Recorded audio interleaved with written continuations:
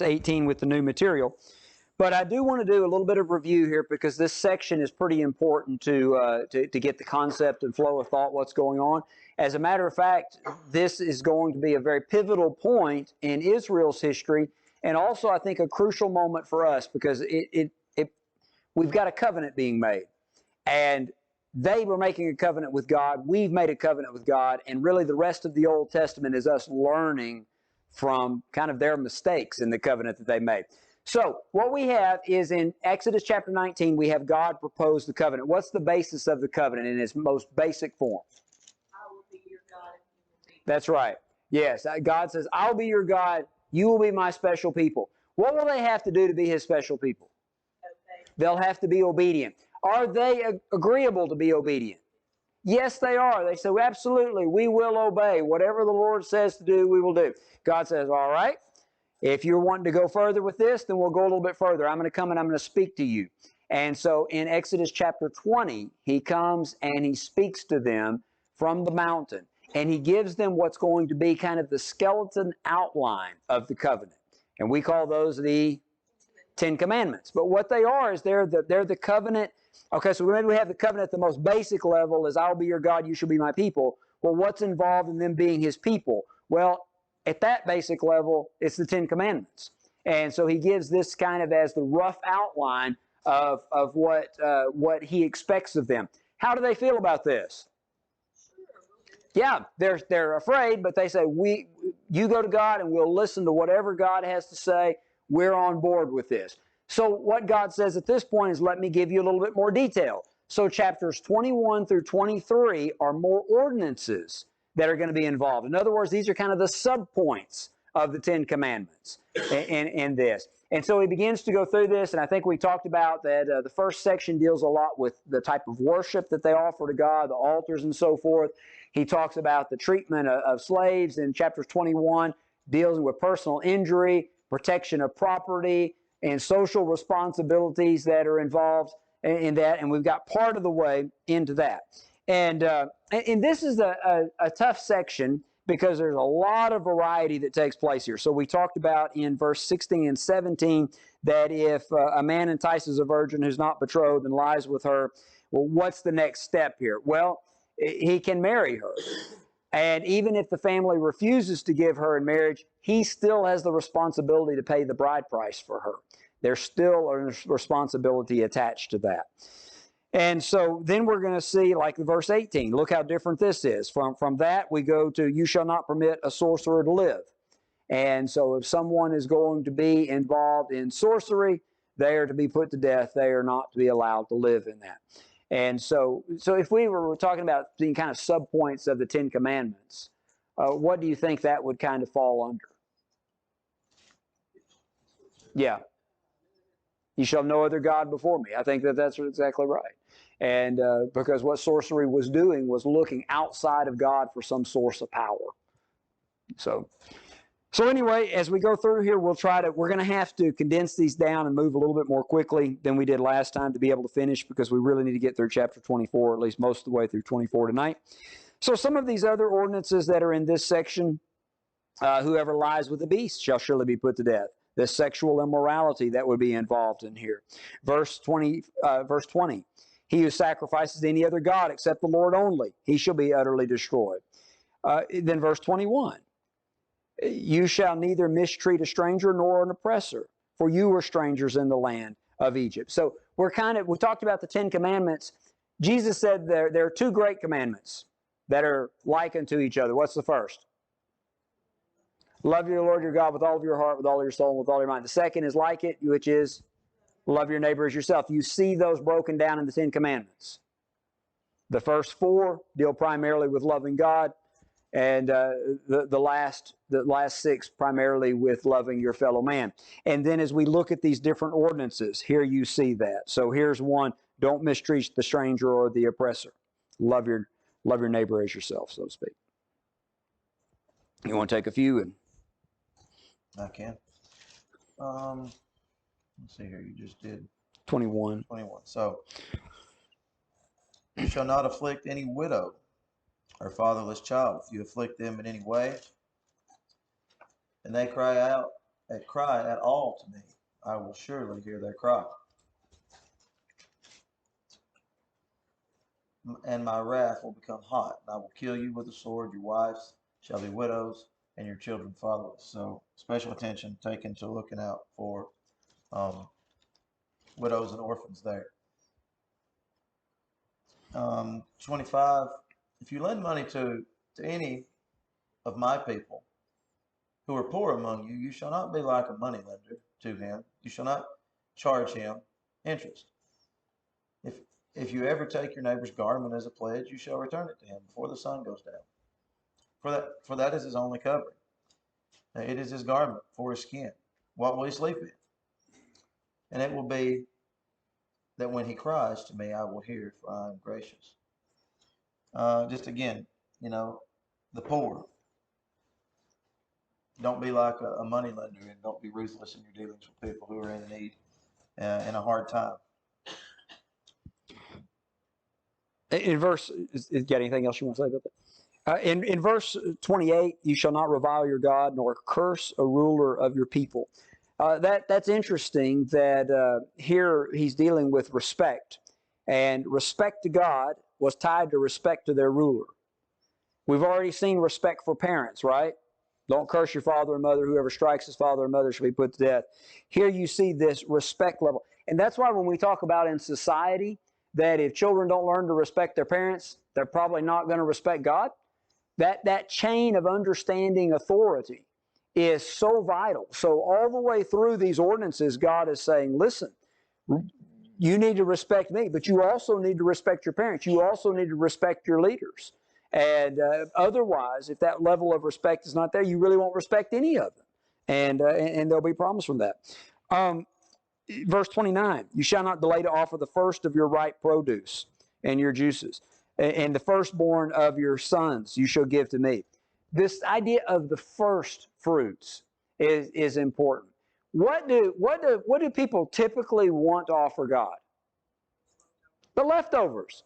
And I think that we see that maybe start when people think about contributing to the Lord. They think, well, let me see, what do I got in my pocket? Do I have any change in my pocket? What do I happen to have, loose dollar bills available or whatever? Without the forethought of saying, no, I give God first. He gets the very best that I have. And so that principle was being established, and we'll see that later on as well. But the very best and the very first, everything has the mindset of God first. Now, I want you to think about it. If we live with the mindset, every decision is made with God first, every action is made with God first, do you think we would be keeping the covenant? Yes. And so he's teaching them how to do that. And then the last one here in chapter 22, you shall be holy men to me. Now, that's the basis of the covenant, is it? You shall be my special people. What does it mean to be holy? Set apart as special. You shall be holy to me. And then here was the way in which this would be displayed in their lives. You shall not eat any meat which is torn by a beast in the field. You shall throw it to the dogs. Now let me ask you something. As undesirable as it may be, if you found a deer that had just immediately been killed by a mountain lion, would it be safe to eat that deer? It's protein. It would probably be fine to eat. But under the law, you could not eat that. God says, no, that would defile you, and you have to be holy before me. We're going to see in the book of Leviticus a whole list. So what I want you to understand is these detailed terms of the covenant here in 21 and 23 are not as detailed as we're going to get. They're still general principles. General principles, I want you to be holy. And the way that that's going to be shown is in the things that you eat, the things that you stay away from. We get to Leviticus, and there's going to be all kinds of things that you can eat and can't eat, things that you can touch and can't touch, that you may be holy. And that idea, you must be holy as I am holy, is going to repeat itself. Here we get a hint of that in this. So as they're trying to decide, are we willing to keep this covenant? God said, now here's part of it. You're going to have to be special. And that means that you're only going to be able to eat certain things, and you're going to have to stay away from other things. And so he's planting that idea right now in these ordinances. Any thoughts through 22? Most people that claim that they follow 10 commandments, they've never read all this and broke it down. No. What it actually means. Yes, that's exactly right. And what a lot of people do is they separate this from the Ten Commandments. Say, oh, no, I keep the Ten Commandments. I don't keep those other things. But what this is a breakdown of those general principles of the Ten Commandments. Very good. All the years we've been through this, and always, especially now, at some of this time, I'm seeing things that would be us. Yeah. It's just, I'm like, oh, I didn't see that. Yeah. I know. Yeah, that's the beauty of God's Word. It's pretty deep. Pretty deep. Firstborn, Nick. Go ahead. 22 through 24, this treatment of widows and fathers, is this like a civil law, or is this God saying He's going to take care of this personally? Because it sounds a little bit different from some of the other things. Like whoever lies with an animal, verse 19, shall be put to death. But here, he says, my wrath will burn in verse 24, and I will kill you. Yeah. Yeah, I don't think that it's a civil law in the sense that, like what you were talking about, that someone should be put to death for lying with an animal or whatever. What this seems to be is God saying, I will notice. Here are the most helpless, and who notices if they're mistreated? They can be stomped on and nobody stand up for them. God says, no, I'll stand up for them. And so, good observation. I think the firstborn there is a reminder, the Passover, the 10th plague. Yes. That was a reminder to them to That's right. be sure to do that. Yep. That's exactly right.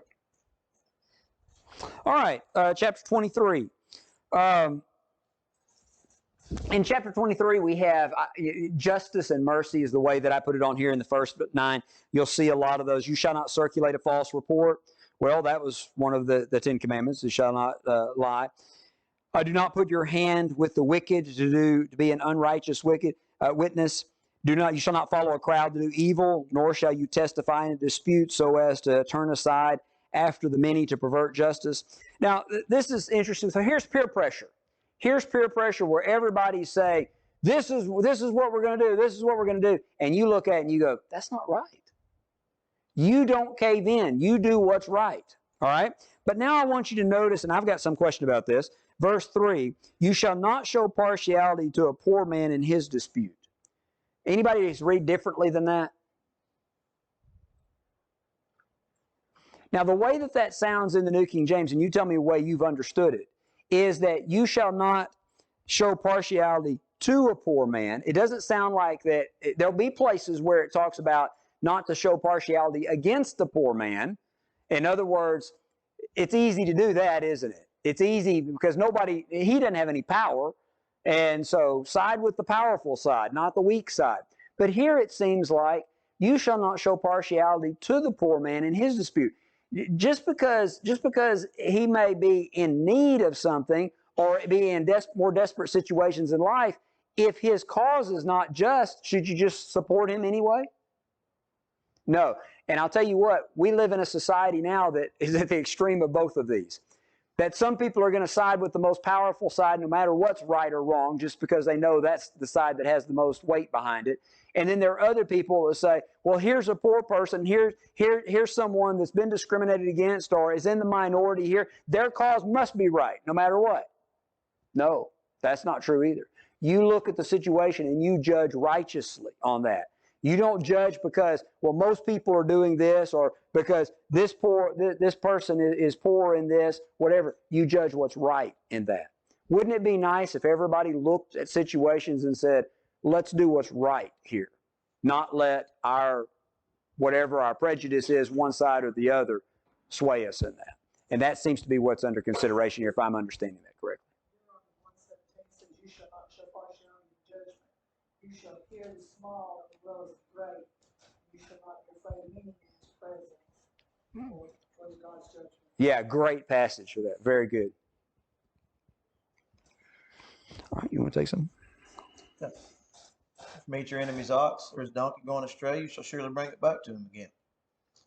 If you see the donkey of one who hates you lying under its burden, and you would refrain from helping it, you shall surely help him with it. So again, just a way to treat your neighbor regarding animals and situations that might come about. You shall not pervert the judgment of your poor in his dispute. So that maybe that was the other side not showing partiality to it, but shall not pervert the judgment of your poor in his dispute. Keep yourself far from a false matter. Do not kill the innocent and righteous, for I will not justify the wicked. And you shall take no bribe, for a bribe blinds the discerning and perverts the words of the righteous. Also, you shall not oppress a stranger, for you know the heart of a stranger, because you were strangers in the land of Egypt. So just some more. I have a couple places written down, a lot of random things here, but how to treat each other, how to treat people that you're going to come in contact with, in a way that pleases the Lord. Any thoughts through verse 9? All right, in verse 10, we have some things that deal with the Sabbath laws, and then we'll see some annual feasts on down through 14 through 19. So the Sabbath, what does Sabbath mean? Rest. All right, so there were weekly Sabbaths. There were also annual Sabbaths. And here we see that in verse 10, every 6 years you shall plow the land and gather its produce, but the seventh year you shall let it rest and lie fallow. Why? Why do you do that? Yeah, that the poor made it. In other words, you don't gather from your own, whatever comes up, volunteer, and it's open for anybody to eat from. That would imply an incredible amount of trust and faith to do that. Can you imagine, just say once you work for 6 years, and then the seventh year you say, all right, I'm not going to work. I'm not going to get any income this year. That means you'd have to save up those 6 years, wouldn't you, to make it through that seventh year? And so here's this idea that the seventh year, you let your land rest, and whatever comes up, and it can be gathered by anybody in that. And so it was almost an opportunity for everybody to take care of others during this time. And yet the labor, it's not like you're working to take care of everybody else. You're just allowing your land to produce whatever it will for that. And so how many times do you think the Israelites keep this? If they keep the covenant, they keep it all the time. That's right. We have almost no record of them keeping this seventh year Sabbath, and almost none. And when God sends them into captivity, one of the things that he says, the land will have its Sabbaths that you did not keep when you were in the land. In other words, those fields would lie fallow during the years they were in captivity. They would lie fallow then. And but they didn't seem to keep this very much. And you can understand why. It would be a tough one to keep. But like Steve said, if they're going to keep the covenant, remember, they're all about, we're excited about keeping the covenant. Are you willing to do this? That's what God's proposing to them at this point. And then, yes? So, I don't know. But do you think it's that if they have multiple plots of land, that they could stagger this? Or That everybody do it in the same seventh year. Yeah. So, like, I'm just saying, like, you're talking about, like, they're going to go without for the seventh year, but it could be, like, if they're allowed to stagger it, they may not be going without. That's a good question, and I don't know the answer to that right now. I'm thinking in my mind that this was built into the calendar of the year of Jubilee so that it would be something that everybody did at the same time. But I'm not certain of that, so maybe we'll find that later on when we talk about the year of Jubilee and how this works with that. There's another thing about this that I've seen in agriculture and stuff. They have proven, even though this was God's commandment, to be part of the covenant. But if you actually do crop 6 years and you miss the seventh, just Right. do nothing to it, it actually helps the ground. Yes. Because as you plant stuff, it actually takes the nutrients out of the soil, and a lot of farmers, like people down the cotton flats, they'll switch the crops that's grown even though they don't let it dormant. But each crop puts a different nitrogen or whatever in it. But this right here is mainly that this is what he wanted to do, and they refused. This is one of those laws that we do see the wisdom of God in, because there are government programs right now to get row croppers to rest their soil, let it lie fallow for that purpose, for soil rejuvenation. Very good. So Then verse 12, a reminder of the weekly Sabbath. 6 days you shall do your work, but the seventh day you shall rest, that you may be refreshed, and your maidservants and your ox and all that you have. In other words, that you may recover from the week. Verse 13, and in all that I have said to you, be circumspect and make no mention of the name of other gods, nor let it be heard from your mouth. So here was this instruction. Along with these Sabbaths and feasts, this is a reminder of who I am as your God. And don't let there be the name of any other gods on that. So then in verses 14 through 19, you have these annual feasts. There are 3 annual feasts, and I'm going to break these down real quickly. We'll talk about these more later on. The Feast of Unleavened Bread. Now, we know that one because we just had a lot of instruction about that one, right? What do we call that? What's another term for it? The Passover. And it was the Passover week. You had the Passover day, but it was a 7-day feast. And so you had the Feast of Unleavened Bread because no leaven was allowed. That's when you came out of Egypt.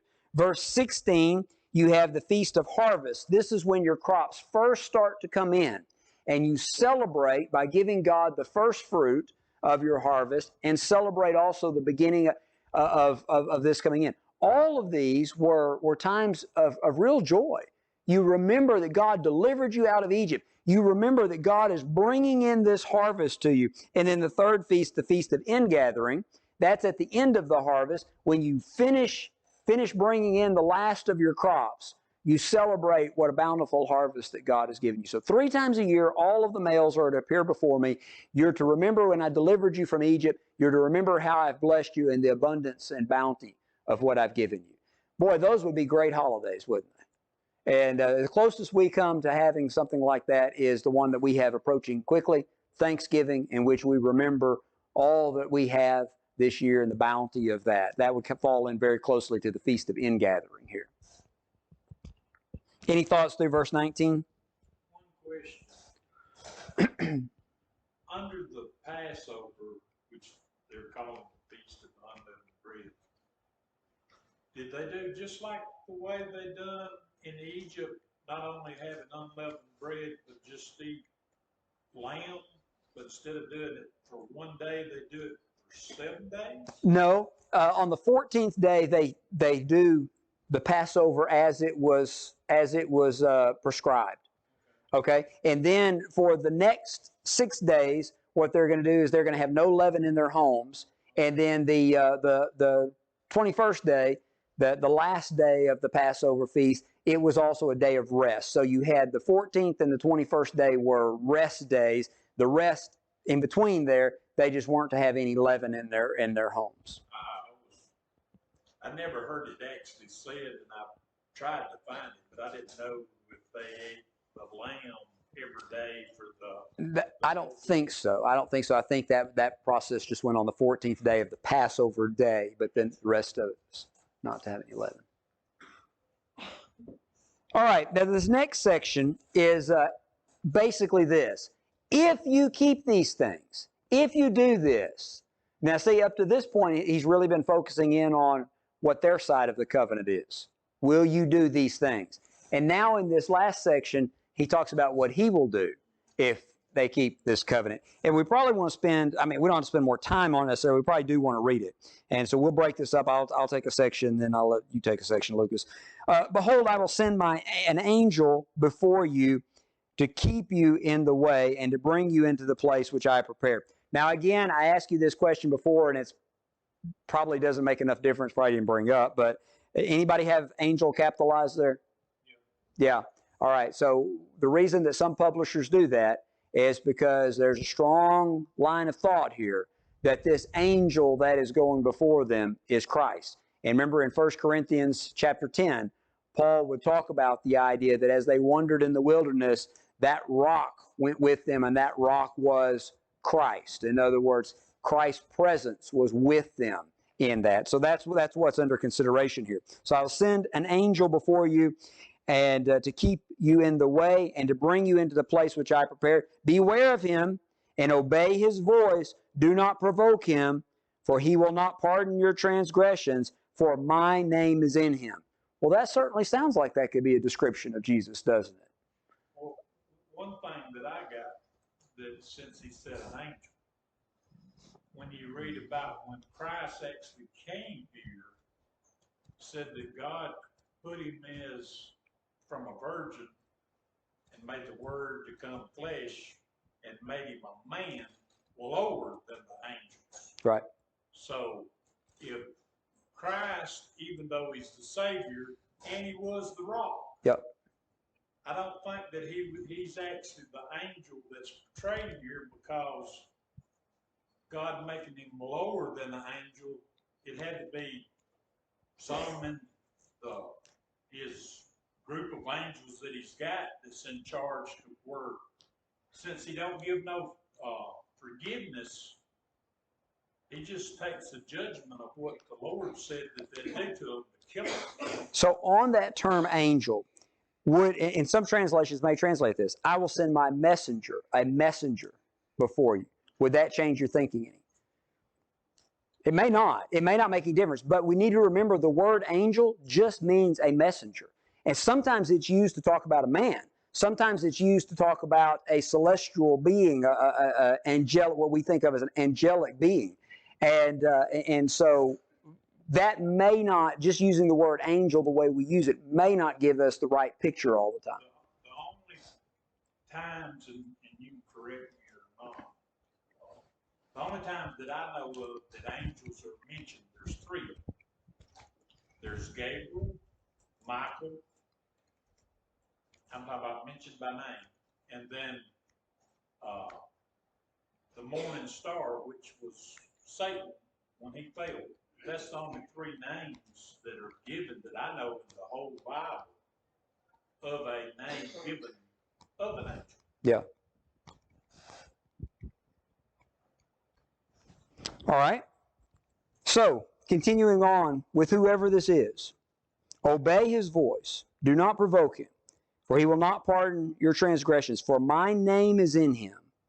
But if you indeed obey his voice and do all that I speak, then I will be an enemy to your enemies and an adversary to your adversaries. My angel will go before you and bring you into to the Amorite, to the Hittite, to the Perizzite, to the Canaanite, the Hivite, the Jebusite, and will cut them off. You shall not bow down to their gods, nor serve them, nor do according to to their works. But you shall utterly overthrow them, completely break down their sacred pillars. You shall serve the Lord your God, and he will bless your bread and your water, and I will take sickness away from you in your midst. No one shall suffer miscarriage or be barren in the land. I will fulfill the number of your days. So the idea is, if you will listen and you will obey, then what will happen? Ain't no enemy that can stop you. No enemy can stop you. And your children will You'll be fruitful. You'll be fruitful and multiply. In other words, you've seen what kind of God I am. You saw what I was able to do to the Egyptians. Do you believe that I'll be able to bless you? And what do you think they're thinking right now? Yeah, we believe you. That sounds great. That sounds great. Now, I want you to notice how much time has he spent talking to them about. Now, here's what you'll have to do. And if you do that, here's what I will do.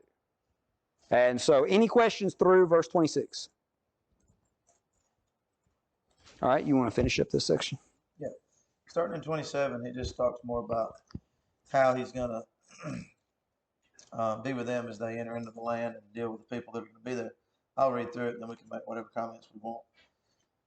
I will send my fear before you, and I will cause confusion among all the people to whom you come, and will make all your enemies turn their backs to you. And I will send hornets before you, which shall drive out the Hivite and the Canaanite and the Hittite from before you. I will not drive them out from before you in 1 year, lest the land become desolate and the beasts of the field become too numerous for you. Little by little I will drive them out from before you, until you have increased and you inherit the land. I will set your bounds from the Red Sea, from the Red Sea to the sea, Philistia, and from the desert to the river. For I will deliver the inhabitants of the land into your hand, and you shall drive them out before you. You shall make no covenant with them, nor with their gods. They shall not dwell in your land, lest they make you sin against me. For if you serve their gods, it will surely be a snare to you. So we just see he talks about how he's going to help them, and I don't going to cause confusion. I'm not. You can comment on the hornets that's going before you. I'm not sure about that. he says he's not gonna do it all at once. He's gonna give them time to take it over. If it all happened at once, the land would become desolate. They wouldn't be able to set everything up. Maybe if it all happened at one time. He mentions the boundaries there that they're going to have, and then he goes back and mentions that do not make a covenant with them. Don't let them dwell in your land because it's going to be a snare to you. And that's one point that we're going to see really that they don't do, and it does become a snare to them. So. Well, I can tell you for a fact on the Hornets, because I don't know if all of y'all know it or not, but when I actually lived in Phil Campbell, I got stung by 33 of them. And you moved out of Phil Campbell. It drove you out. I had knots. You couldn't breathe.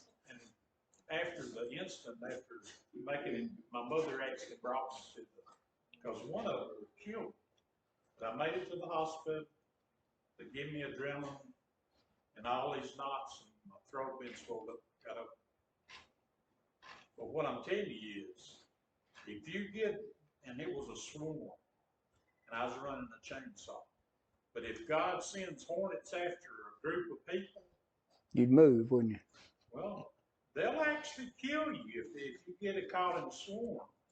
It had such an effect on me that after Eric seen how close I was to death in just a moment, the next Sunday he was baptized, and he told me, and I think Alan knows about it too, that had a big effect on him to know that you're not promised the next second.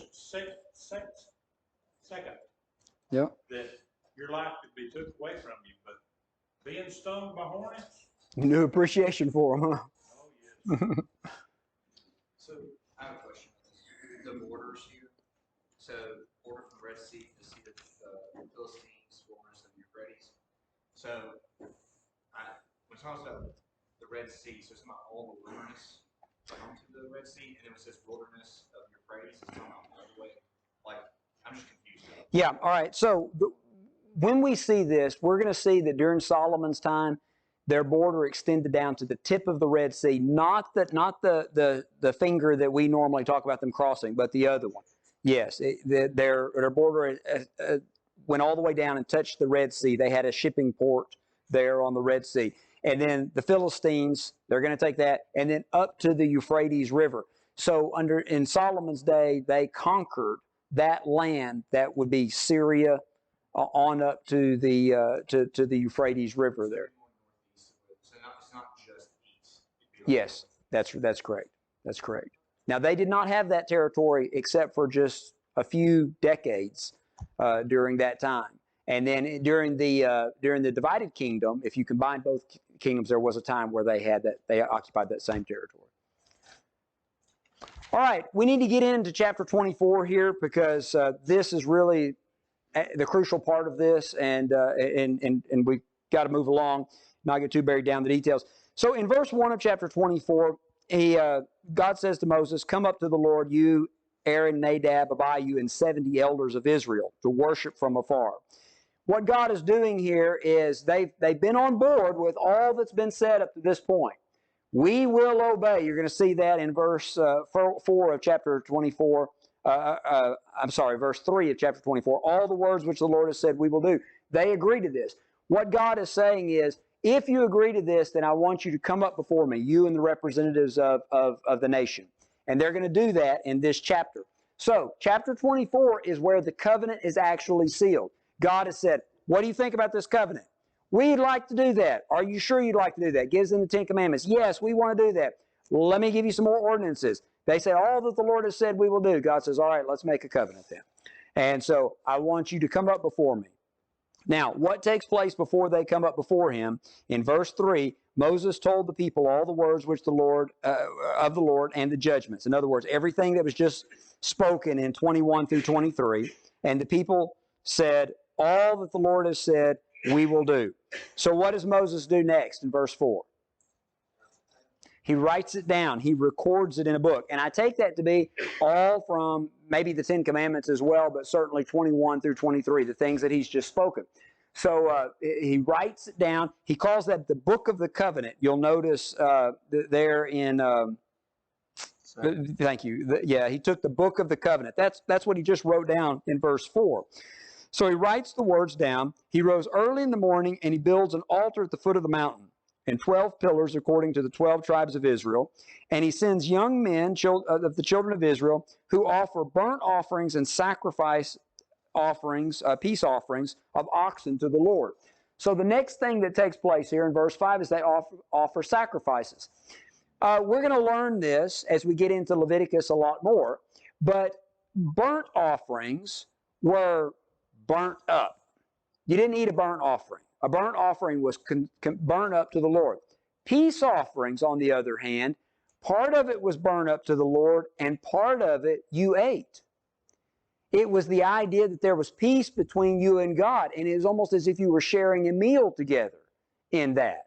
So part of it went to God, and part of it you cooked and ate in the presence of God. When they get the tabernacle built, you would eat that in the tabernacle area or the temple area later on.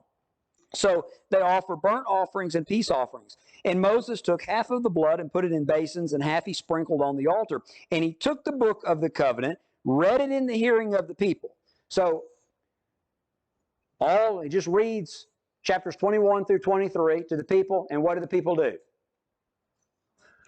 All that the Lord has said, we will do. They agree to obey. All right, how many times have they agreed to obey now? Several. Yeah, several. It depends on how you would define the wording there. But they are all on board and have been on board the whole time. God says, okay, all right. So, at this point, verse 8, Moses took the blood and sprinkled it where? On the people. And what does he say?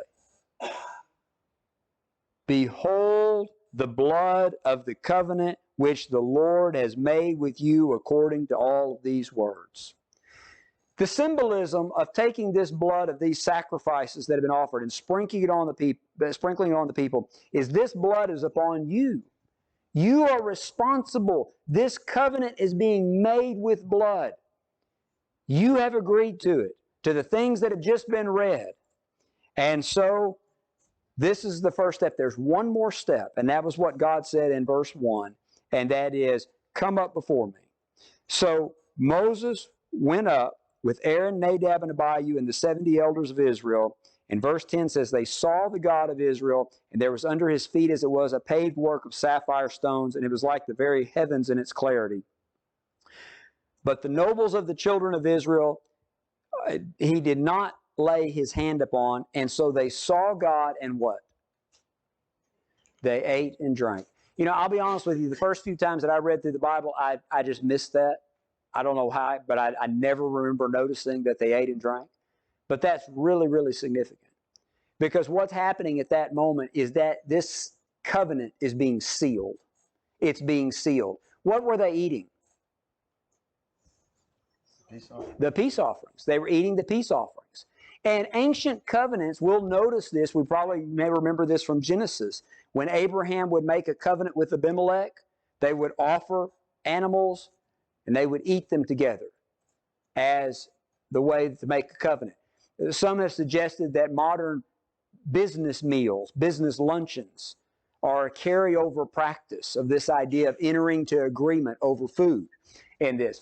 But now, are you seeing the significance of this? Are you thinking about this? Behold the blood of the covenant. What did we do? What did we set on this table this morning? Do you remember what Jesus said? This cup is the new covenant in my blood. Do this in remembrance of me. What we're seeing Israel do here is they have said, we want to be your special people. We want you to be our God. And they've taken a sacrifice, because no covenant was made without the shedding of blood. They would make a sacrifice, and they took the blood and they sprinkled it on the altar and they sprinkled it on the people, and they took that and they went before the presence of God and they ate in His presence, and God was at peace with them. Did you notice that God did not lay His hand upon them? They saw God and they ate, and He did not lay His hand upon them. There was peace between God. This is what God wanted. When Jesus ate the Passover with the disciples the last time, he said, I've desired to eat this meal with you, for I will not eat it again until what? I eat it anew with you in the kingdom.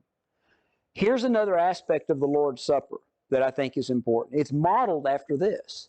It's modeled after the idea that we are in the presence of God and we are eating a meal together with Him. We are having fellowship or communion with Him, and we're at peace with Him.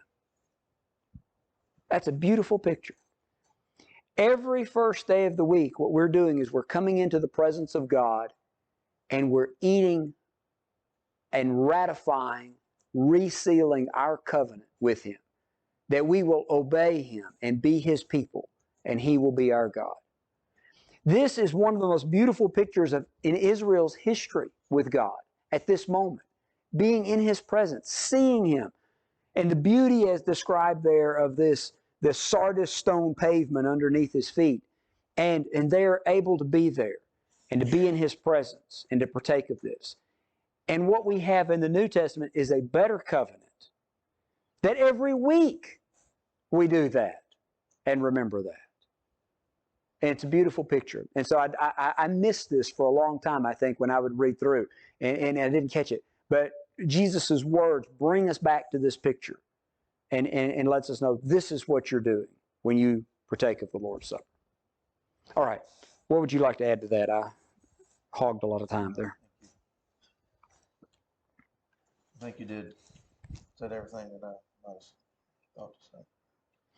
Was the book of the covenant, was that also read later on, like when the Israelites would go to, I think, Mount Hermon? Yes. Yeah. And they would read the law, so they Mount actually Ebal and read Geshem. That's right. the summary of the 10, and then they actually went in and I think that's right. told all the particulars of those laws. Yeah, I think that's right. Somebody making a comment over? Yes. About this one concern you got about how, to me, how flippant some people are making, bringing people to church, being at the services. If you think about how important it is to be here and what we're here to do, why would you want to be saying kids come to church, to come to services, to let's play our ball game, let's go Right. You should be bringing them like this. Yeah. How Yes. important that day is now, just the importance of being here. Very good. Yeah. All right, maybe one last thing that I would say about that is really from this moment on, I said this is a pivotal moment. The rest of the Old Testament is looking at the opportunities that the children of Israel had in this covenant and how they blow those opportunities by being unfaithful to the covenant, the mistakes that they made. And then when we get to the New Testament, what we're reminded of is all of these things happened to them as an example. They were written for our admonition so that we may not blow our opportunities in this covenant, that we may not fail in the same way that they failed to keep the covenant. And so right now, we really start identifying with, whoa, this was a big deal, and they're not taking it as seriously as they should. And we've got even a better covenant. Are we taking it as seriously as we should? We know they didn't see God in all His glory there, but what is this a vision or what are they? Yeah. So this question about can man see God and live or not, it's obvious from places that we have information that man cannot see God in all of His glory and live. But then a number of places, we see that they saw God. So only way I know to explain this is what God is doing is He's revealing Himself in a dimmed version. I don't know how to say it, but not in all of His glory. But His glory is scaled back some, enough where humans can survive it, but still be impressed by it. That's the best answer I know to give, because we see where people states no man has ever seen God at other times, but then here we see they saw God. So how can we explain it? Is what was under His feet, like doesn't even describe what they saw Him as. It's just Yes. the ground, like almost. It probably That's all they was saw no or something. way in human terms that they could describe it, but by the scripture saying that the ones that had brought up there, the Levi and Moses and then the leaders of the tribes, I think he done that in confirmation that, you're not dealing with just a voice. You can see this, that I'm supreme, that I'm God, and by making that covenant, it relates to them, just like when Christ done the covenant, even after he died and he came back. I mean, we know that he's still living. That it's not something made up of make-believe, it's real. And this picture of this pavement under his feet of sardis stone, we'll see that imagery in the book of Revelation. We'll see it in Ezekiel. We'll see it in other places where it refers back to that. So going back to what Lucas was saying, it becomes almost representative of his glory and his beauty in that. Does the throne literally have sapphire stone pavement? I don't think so. I think it's a picture, a mental image of the beauty that's there surrounding God. All right, we're out of time. Thank you. Appreciate it. And we got almost where we needed to be, so we're not as far behind as we were. So that's good. Thanks for watching. If you found this video to be beneficial, please follow us on Facebook or subscribe to our YouTube channel. Feel free to share it with others that you feel like may benefit from it. If you need to contact us, please contact us via email at quinn.church@yahoo.com. Also, if you're in the area, we would love for you to come visit with us at one of our assemblies. Have a good day.